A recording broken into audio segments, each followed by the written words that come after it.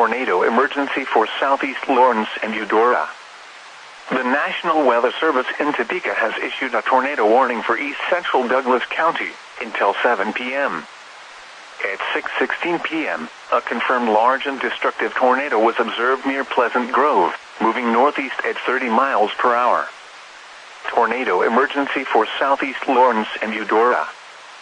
This is a particularly dangerous situation. Take cover now. Expected hazards included a deadly tornado. Tornadic debris has been confirmed by radar. The following impacts are expected. You are in a life-threatening situation. Flying debris may be deadly to those caught without shelter. Mobile homes will be destroyed. Considerable damage to homes, businesses, and vehicles is likely, and complete destruction is possible. The tornado will be near southern Lawrence around 6:20 p.m.